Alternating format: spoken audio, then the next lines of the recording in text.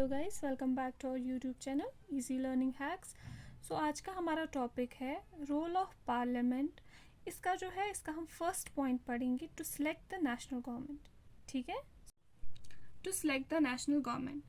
Parliament का सबसे important role क्या है कि वो नेशनल गवर्नमेंट को सिलेक्ट करता है।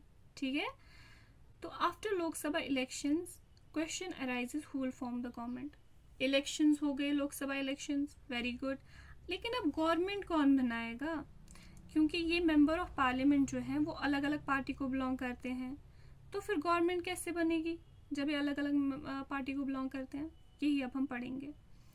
Party having majority will form the government. जिस पार्टी के मेंबर ऑफ पार्लियामेंट ज़्यादा सिलेक्ट हुए होंगे, जिन्होंने जीता होगा, वही बनाएगी गवर्नमेंट। एग्जाम्पल हम यहाँ पे लेते हैं, मान लीजिए इंडियन नेशनल कांग्रेस के जो मेंबर ऑफ पार्लियामेंट है वो लोग ज़्यादा तादाद में जीत के आए, तो उनकी गवर्नमेंट बनेगी। ठीक है, list is prepared showing how many MPs belong to each political party, see the tables. अब हम इसको थोड़ा सिंप्लीफाई करेंगे। यहाँ पे एक लिस्ट बनाई गई है जाती है जो शो करती है कितने पॉलिटिकल पार्टीज से कितने MPs जीत के आए हैं।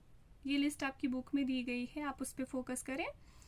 Result of the 16th Lok Sabha election May 2014, result of the 15th Lok Sabha election May 2019।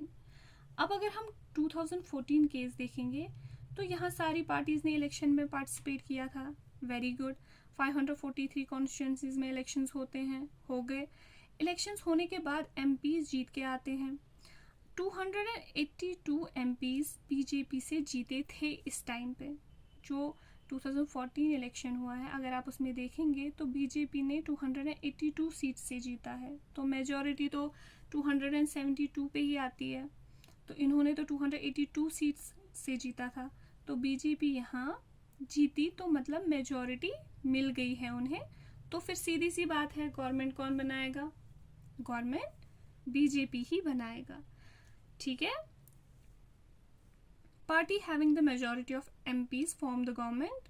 Total आता है 543 plus 2 Anglo Indian nominated, that's therefore majority is equal to 272 और मोर। जैसा कि मैंने पहले भी बोला, जिस पार्टी के MPs मेजॉरिटी में जीत के आए थे वो बनाएंगे गवर्नमेंट। मेजॉरिटी कितना होता है? 272 से अबव। ठीक है, और जो यहाँ पे 2+2 आता है वो है एंग्लो इंडियन, जो मैंने आपको लास्ट टाइम पे भी डिस्कस किया था एंग्लो इंडियंस के बारे में। उन्हें नॉमिनेट करता है खुद प्रेसिडेंट, जिनकी एंसेस्ट्री कहाँ से होती है? Indian British. ठीक है, वो आते हैं एंग्लो इंडियंस में। Second largest party forms the opposition party. अब जो सबसे पहला रूलिंग पार्टी आएगा, जिसका सबसे ज़्यादा मेजॉरिटी रहेगा, वो बनाती है गवर्नमेंट। ठीक है, उसके बाद जिसका नंबर रहेगा सबसे ज़्यादा, जिसके पास सबसे ज़्यादा MPs ने जीता होगा, जिसके पास सबसे ज़्यादा सीट्स होंगी, वो बनती है ऑपोजिशन पार्टी।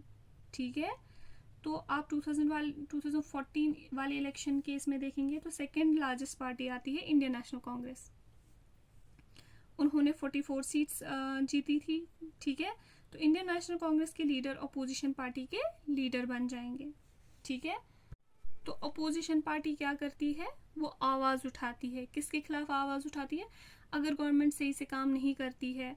तो 2014 में लीडर कौन थे कांग्रेस के, इंडियन नेशनल कांग्रेस के? वो थे राहुल गांधी जी। तो अपोजिशन के लीडर कौन बनेंगे? राहुल गांधी जी ही। What if no party has 272 more MPs as in 2009 election? अगर आप 2009 वाला इलेक्शन देखेंगे तो इंडियन नेशनल कांग्रेस को मिली है जस्ट 206 सीट्स। ठीक है, और बीजेपी को मिली है 116। जो टॉपेस्ट नंबर्स आते हैं हम वो देख रहे हैं। तो ऐसा होता है कि जो सबसे टॉप नंबर पे आ रही है इंडियन नेशनल कांग्रेस, जिनके पास 206 सीट्स है लेकिन मेजॉरिटी नहीं है उनके पास, तो वो क्या कर सकते हैं? वो दूसरी पार्टी से सपोर्ट ले सकते हैं। ठीक है, और इस तरह से गवर्नमेंट बनती है। तो इस गवर्नमेंट को क्या बोलते हैं हम? इस गवर्नमेंट को हम कोलिशन गवर्नमेंट बोलते हैं, जहाँ पे एक से ज़्यादा पार्टी आपस में एक दूसरे से सपोर्ट लेंगे। जहाँ पर मेजॉरिटी ना होगी तो मेजॉरिटी लेने के लिए उन्हें दूसरी पार्टी का सपोर्ट लेना पड़ेगा। इस गवर्नमेंट को हम कोलिशन गवर्नमेंट बोलते हैं। One of the most important functions of the Lok Sabha is to select the executive. Executive कौन होते हैं? जो डिसीजन को लागू करते हैं। ये एक इम्पॉर्टेंट फंक्शन है किसका? लोकसभा का। लोकसभा ही एग्जीक्यूटिव को सिलेक्ट करते हैं। याद रहा कि लोकसभा ही एग्जीक्यूटिव को सिलेक्ट करते हैं। ठीक है, देखिए मेजॉरिटी मिली, नेशनल गवर्नमेंट बनी, वेरी गुड। अब नेशनल गवर्नमेंट का एक लीडर भी होना चाहिए ना। तो अब जो नेशनल गवर्नमेंट का जो लीडर होता है उसे एग्जीक्यूटिव कहते हैं। Recall the executive from chapter first.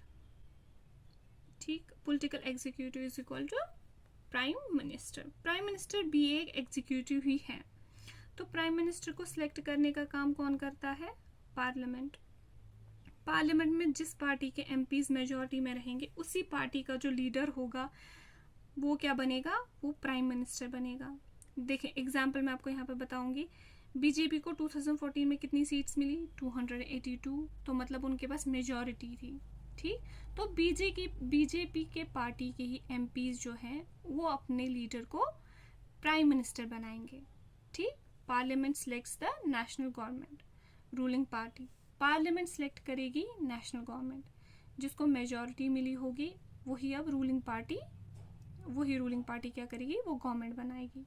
ठीक है, अब रूलिंग पार्टी को सिलेक्ट करने के बाद क्या होता है? Leader of the ruling party is the prime minister executive. जो रूलिंग पार्टी है जिन्होंने गवर्नमेंट बनानी है वही जो है वो अपना लीडर सिलेक्ट करेंगे और वो ही बनाएंगे प्राइम मिनिस्टर। जो लीडर सिलेक्ट होंगे वो बनेंगे प्राइम मिनिस्टर। ठीक, जो रूलिंग पार्टी का लीडर होगा वो बनेगा प्राइम मिनिस्टर। आ गया समझ यहाँ तक? अब अगर कोलिशन वाली गवर्नमेंट हुई तो उसमें आप सोचेंगे कि ये लोग क्या करेंगे, है ना, वहाँ पे प्राइम मिनिस्टर कौन बनेगा? तो वो वहाँ पे आपस में नेगोशिएट करते हैं।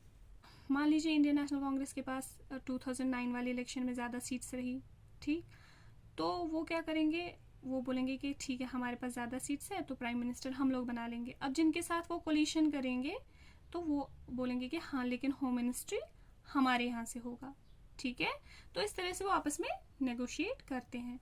Then prime minister selects other executive. तो minister of health, education, finance etcetera from the parliament. Prime minister फिर दूसरे एग्जीक्यूटिव्स को सिलेक्ट करते हैं। जो भी अलग अलग पोर्टफोलियोज होते हैं जैसे एजुकेशन मिनिस्ट्री हो गई, फाइनेंस मिनिस्ट्री एक्सेट्रा, जो भी हैं वो एमपीज आ रहे थे जो जीते थे उनको क्या मिलेगा? उनसे ही सिलेक्ट होंगे। अब हमें इस पूरे टॉपिक से क्या समझ आता है? इस पूरे टॉपिक का क्रक्स क्या है कि जो लोकसभा का काम आपको समझ आ गया कैसे होता है। देखिए कॉन्स्टिट्यूएंसीज डिवाइड होती हैं, इलेक्शंस होते हैं। इलेक्शंस के बाद क्या होता है? जिस पार्टी के मेंबर ऑफ पार्लियामेंट मेजॉरिटी में आते हैं वो गवर्नमेंट बनाती है। ठीक है, और गवर्नमेंट बनाने के बाद जो रूलिंग पार्टी होगी उसका जो लीडर होगा वो क्या बनेगा? वो प्राइम मिनिस्टर बनेगा। और प्राइम मिनिस्टर क्या करेगा? वो बाकी मिनिस्टर्स को सिलेक्ट करेगा।